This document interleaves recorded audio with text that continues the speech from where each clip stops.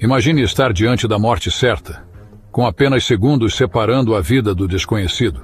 Para muitos, esses últimos momentos são de medo ou arrependimento, mas para outros, são a chance final de deixar uma marca. Hoje, vamos explorar as últimas palavras mais perturbadoras já ditas por condenados antes de suas execuções. Why do you want to be executed? I have to be. Again. No, I would do it again. I've been kids nonstop since I was 13 years old, over half my life. Anything happened, I can guarantee I'd do it again, and sooner or later, child.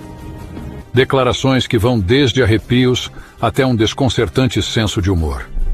Prepare-se para histórias que revelam a mente humana em seu ápice de vulnerabilidade e desafio. E a pergunta que fica é: o que você diria se fosse sua última chance de falar? Jeffrey Dahmer, em Wisconsin. Jeffrey Dahmer, conhecido por seus crimes perturbadores, foi assassinado na prisão onde cumpria pena desde 1991. Condenado pelo assassinato de 17 homens e meninos, Dahmer era notoriamente frio e insensível. E suas últimas palavras refletiam sua personalidade enigmática. Condenado a 957 anos de prisão, Dahmer sabia que nunca sairia em liberdade. Contudo, apenas 3 anos após o início de sua sentença, outro preso decidiu que a punição imposta pela justiça não era suficiente. Na prisão, Dahmer ficou conhecido por seu humor sombrio, que muitas vezes deixava os outros desconfortáveis. Ele chegou a fazer piadas como colocar um anúncio falso de canibais anônimos e provocava os guardas dizendo: "Eu mordo".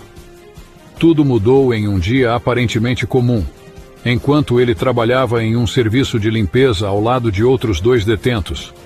Em um momento em que ficou sozinho com Dahmer, Christopher Scarver, um colega de prisão, decidiu agir. Armado com uma barra de metal, ele atacou Dahmer, deixando claro que estava em busca de sua própria forma de justiça. Quando os guardas finalmente encontraram Jeffrey, a cena indicava que o ataque havia sido intenso. Seu fim trouxe uma espécie de conclusão para muitos que ainda buscavam lidar com a magnitude de seus crimes.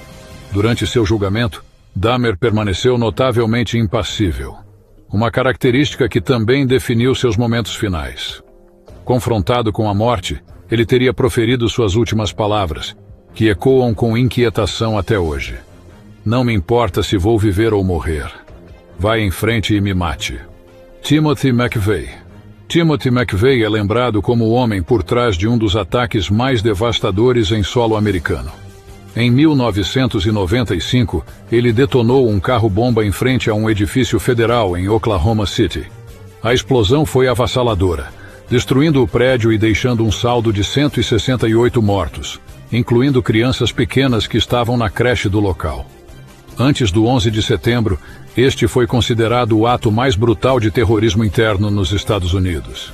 McVeigh justificou seu crime como um ato de vingança contra o governo federal, alegando que ações como as de Waco e Ruby Ridge eram uma ameaça às liberdades individuais. Ele via o governo como um opressor que precisava ser confrontado, e essa paranoia o levou a planejar uma tragédia que abalaria o país. Condenado à morte, McVeigh enfrentou o processo judicial com frieza. Em uma entrevista, declarou com ironia: "A pena de morte é o que você chamaria de um oxímoro. A morte não é uma penalidade, é uma fuga. Eles me tratam como um troféu, como se me capturassem, me matassem, e isso fosse uma vitória." Foi 168-1. No dia de sua execução, ele permaneceu calmo, como se estivesse em controle até o fim. Suas últimas palavras, retiradas do poema Invictus, ecoaram com força e desafio.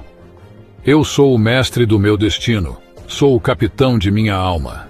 Mesmo diante da morte, McVeigh manteve a postura de alguém que acreditava ser o dono de sua narrativa, deixando o mundo com um lembrete de sua convicção sombria. Am I pure evil? Am I the face of terror sitting here in front of you?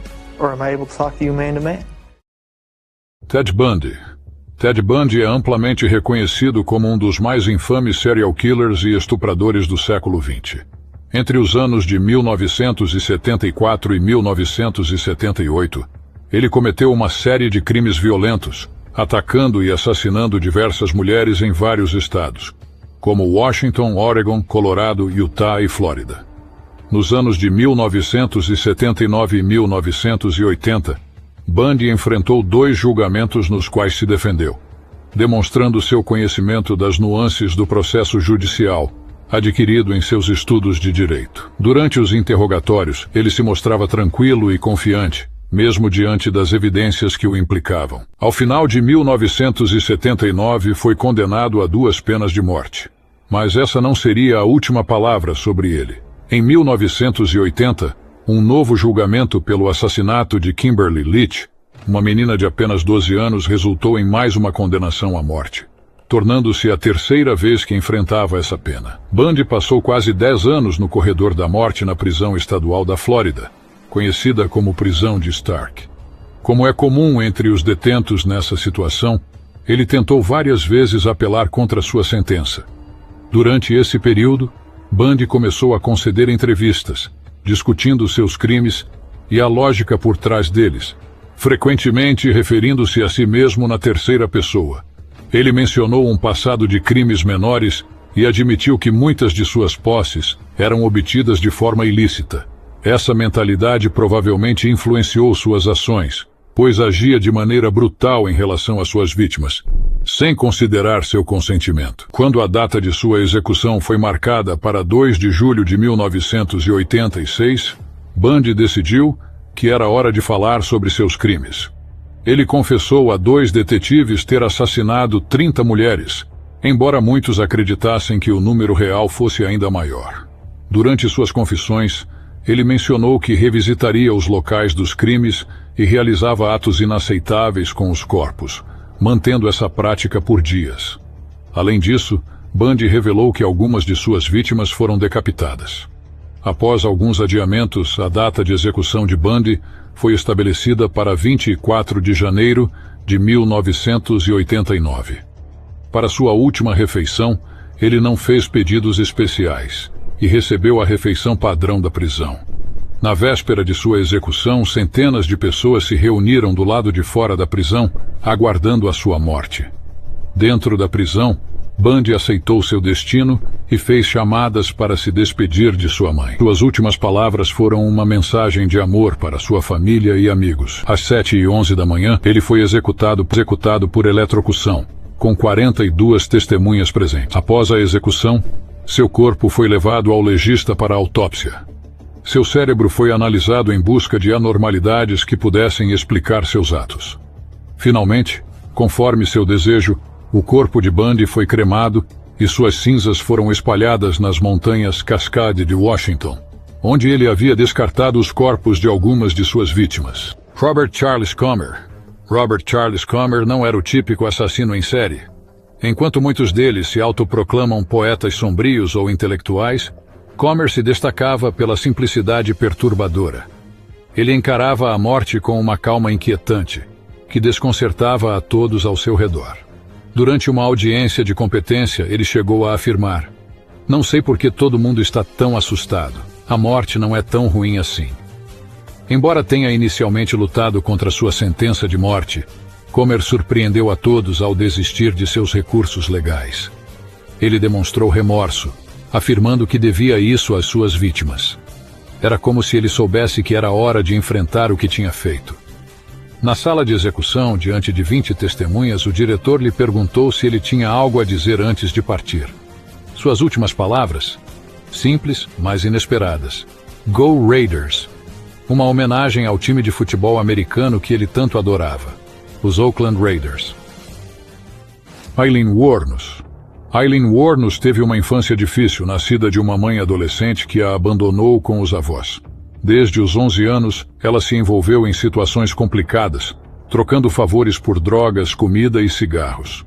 Com o tempo, Aileen decidiu entrar na prostituição, um caminho que a levaria a um longo histórico criminal, incluindo várias prisões por roubo. Entre 1989 e 1990, Aileen se tornou uma assassina em série, matando 7 homens com idades entre 40 e 65 anos. Durante seu julgamento, ela alegou que os crimes foram em legítima defesa, afirmando que os homens tentaram atacá-la sexualmente. You're saying they did. Nonetheless. 7 men. Yes, you And I'm did. asking you what got you I'm men. telling you because the cops let me. Don't you But get it? Not every 7 people.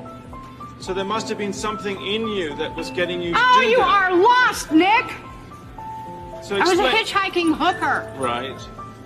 Running into trouble. I'd shoot the guy if I ran into trouble, physical trouble. The cops knew it. When the physical trouble came along, let her clean the streets, and then we'll pull her in. But how That's come there why. was so much physical trouble? Because it was all in 1 year. 7 people in 1 Oh year. well. Oh well.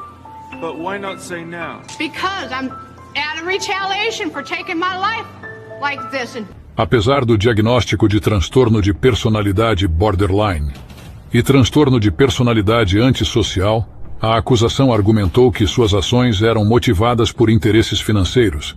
Em fevereiro de 1993, Aileen foi condenada à morte 6 vezes. Durante os 12 anos no corredor da morte, sua vida foi marcada por altos e baixos. Em 2002, ela fez alegações bizarras, afirmando que as funcionárias da prisão estavam adulterando sua comida e que os oficiais estavam tentando levá-la ao suicídio antes de sua execução. Nos meses que antecederam sua morte, Aileen se queixou de condições de vida, como pressão baixa da água e mofo no colchão. Nos dias finais, antes de sua execução, Aileen deu entrevistas expressando que sua mente estava sendo torturada e que se sentia injustamente representada pela mídia como um monstro. Ela foi executada por injeção letal em 9 de outubro de 2002, optando por uma última refeição simples, apenas uma xícara de café. Suas últimas palavras foram enigmáticas. Sim, eu só gostaria de dizer que estou navegando com The Rock e eu voltarei como o dia da independência com Jesus 6 de junho. Eu voltarei. Aileen se tornou a segunda mulher